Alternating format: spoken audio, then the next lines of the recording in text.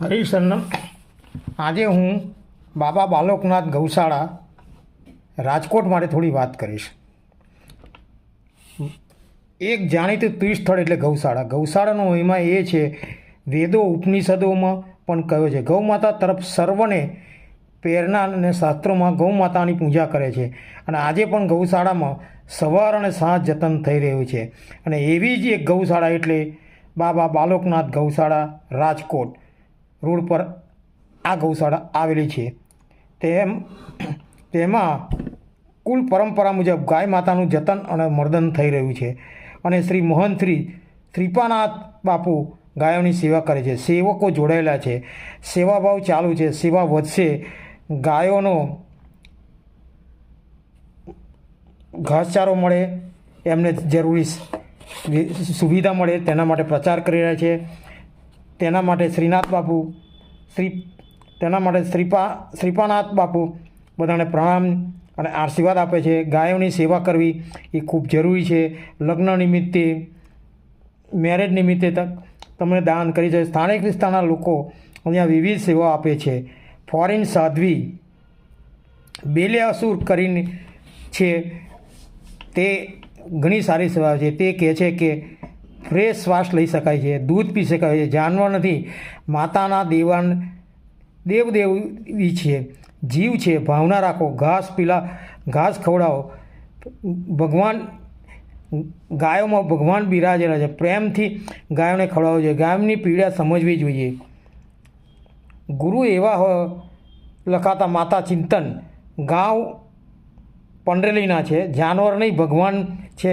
વેદ શાસ્ત્ર બતાવે છે એ માતાજી ફિક્સ નથી રહેતા. 2 દિવસ, 4 દિવસ, 10 દિવસ, 2 સાલ બાદ બી આવે, 7 સાલ બાદ આવે. જ્યારે પણ એમની ઈચ્છા હોય ત્યારે તે આવે છે અને અહીંયા ગાયોની સેવા કરે છે. ગાયો માટે શુદ્ધ આચરણ જરૂરી છે. ગાય માતા એ જીવ છે. તમે ભગવાન રાખો કે જેમ તમે ગાયની સેવા કરો છો, ભગવાનની જ સેવા છે. ગાય માતાની સેવા કરવાથી શું મળે? શ્રેષ્ઠ શ્વાસ મળે, દૂધ પી શકાય. દૂધ તો અમૃત છે. કેસો બીમારી હોય તે પણ દૂર થઈ જાય. ગોચર ગાય મૂત્રથી પણ પેટની બીમારીઓ દૂર થઈ શકે છે. ગાયનું લીપણ પણ ખૂબ કામમાં આવે છે. તેનાથી તમારા પર્સ, લેધરની વસ્તુઓ પણ બની શકે છે. બાપુજી ગાયોને 600 થી 700 ગાયો કહે છે. નિરાધાર ગાયો પહેલાં હતી તે બી અહીંયા છે. નિરાધાર ગાયોને બધા અહીં લાવ્યા છે. યથાશક્તિ દાન કરો, તે સારી વસ્તુ છે. અહીંયા 200 થી 250 નંદી ગાયો છે. ગોપાલભાઈ અને ઘણા મિત્રો જોડાયેલા છે. બધા ઘણા સેવાભાવી છે. ભાઈ હરિયાણાનું ગ્રુપ છે. ભાઈ બહેનો બધા કામ કરે છે. ભક્તો લાગણીશીલથી જોડાયેલા છે. તેઓ ગાયોના આશીર્વાદ, માતાજીના આશીર્વાદ છે તેવું સમજે છે. અહીંયા બધું ગાયોની સેવા માટે જ કામ કરે છે. ભૂકંપ 2000માં થયો તો ગાયની દશા ખૂબ ખરાબ થઈ ગઈ હતી. આદિત્યનાથ બાપુએ બધાને માર્ગદર્શન આપ્યું અને કહ્યું કે નિરાધાર ગાયો તમે બધા પાળો અને એની સેવા કરો. અને એની પ્રેરણાથી અહીંયા રાજકોટમાં 2001માં ઘણી ગાયો લાવ્યા. 2003માં તો ગાયોની સંખ્યા ખૂબ વધી ગઈ. ગાયોની અંદર ગીર, કપિલા, નંદી, સોની, કપિલા વગેરે છે. સેવા કરવા ઘણા ભક્તો આવે છે. સાધુ મહાત્મા ઘણો ગાયોની લાગણી માટે કહે છે. ગાયો શાંતચિત્તે સાંભળે છે. ગાયોના આશીર્વાદ અમારા ઉપર છે એવું બાપુનું કહેવું છે. જ્યાં જ્યાં ગાય હોય ત્યાં ઘાસચારો અને સેવા કરો. એવું નથી કે રાજકોટમાં સેવા કરો.